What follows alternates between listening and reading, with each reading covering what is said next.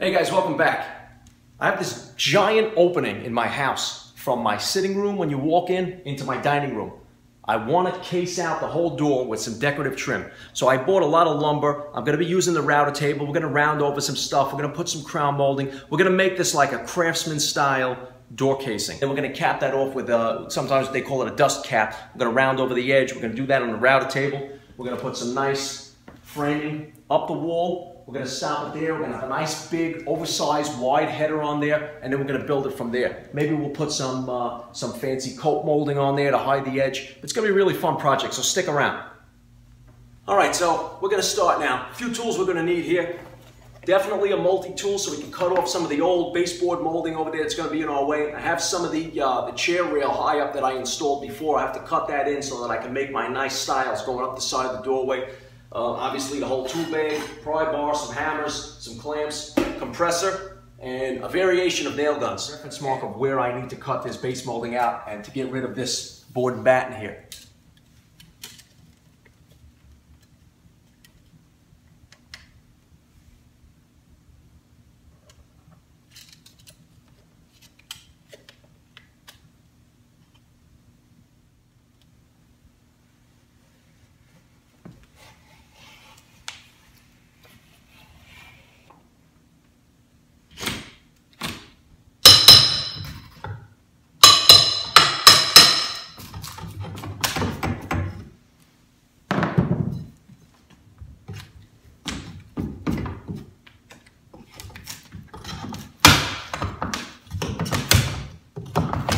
All right, now the chair rail we're going to hit with the multi-tool, and we scored already all along, and we got some nails in there. We got stayed in the wall. We got to pull those out with the hammer. So let's get rid of this first.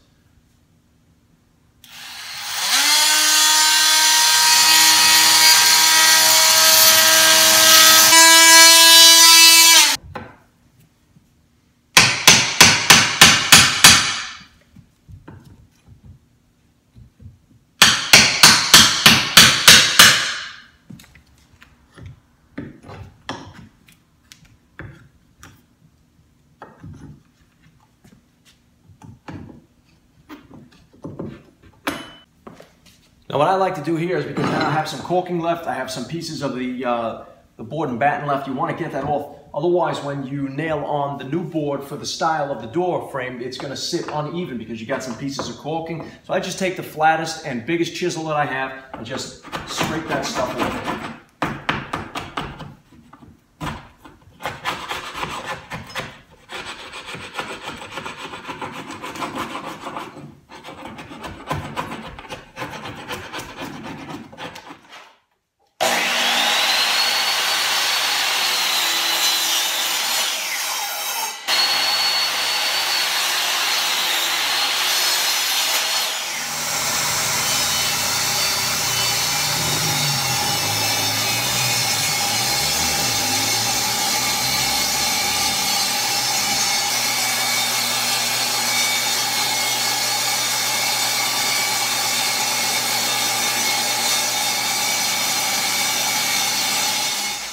Okay, well, so I couldn't find a piece of poplar big enough for the header, long enough. Wide enough, yes, that's no problem. I had 9 1/4 and I milled it down to 9 inches, and that's going to give me a nice header. But I had another piece of poplar laying around the shop that I used on another project, and that was scrap. So what I did was I took the best 2 edges, I ripped them both to the same size, I cross-cut them to make a nice straight edge, and now what I'm going to do is I'm going to pocket screw these together, then I'm going to go up, put the header up in place, I'm going to mark off where I want to cut it down, and then I'm going to take my circular saw and just cut off the ends where I marked it, and we'll be good to go.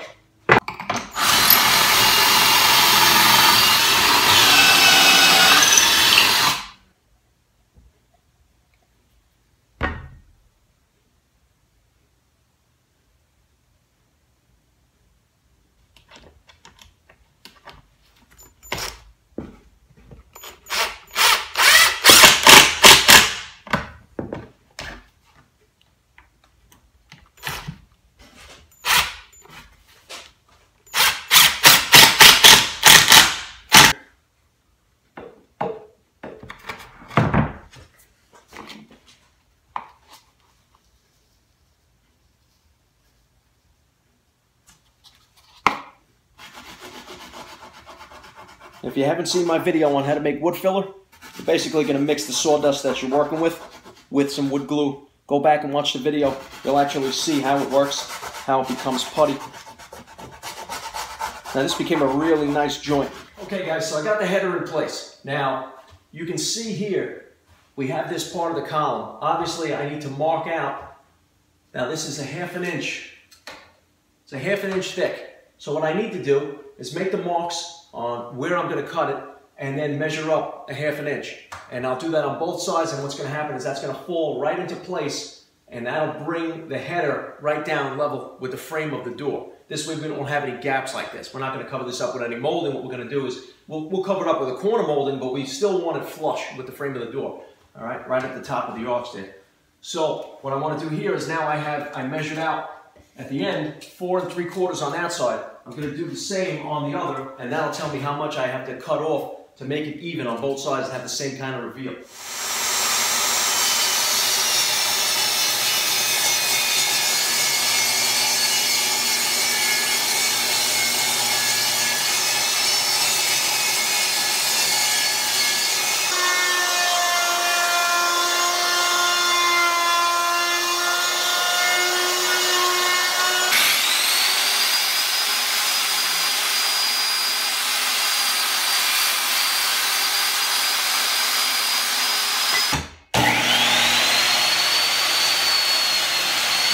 Really thick stock, and I really want it to hold, and I'm not going to use any kind of an adhesive on this because it's going to be nailed down from the top and it's going to be up against the wall, and then this will be glued to the wall with construction adhesive.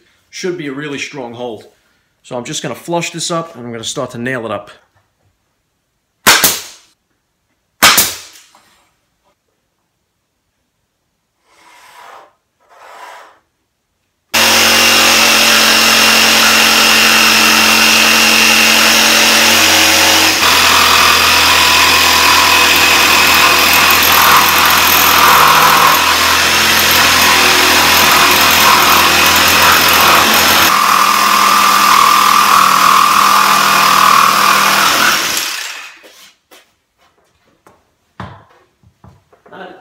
Not an easy task to do something like this by yourself, but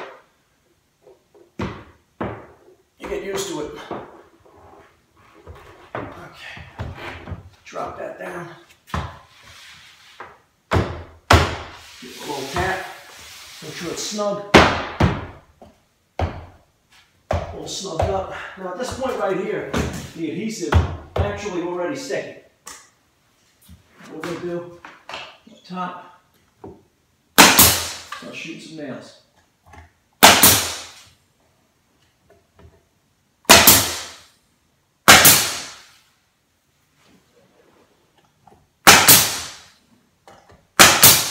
Okay guys, now it's time to cut the crown. Don't forget, upside down and backwards on a 45-degree angle. This way we can make our outside corners. Okay, so I got a little bit of caulking on the back of the crown molding. Now I'm going to start over here. I'm going to put it up on this corner and tack it in with some brads as I go along.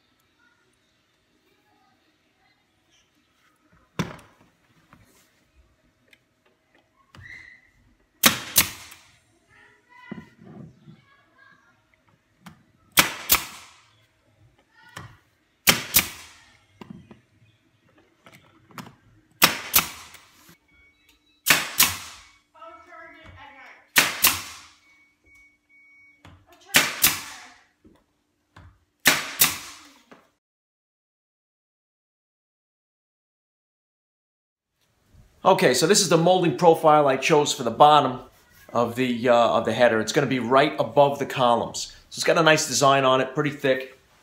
And I think it's going to look real nice over there. So what I'm going to do is I'm just going to cut a straight edge on the end of this. Then we'll bring it, I'm going to also cut another scarf joint because I have another piece that I have to join up to make it go all the way to the end, just like the top molding that's going to be below the crown. So we're going to do that now, then we're going to go nail everything up.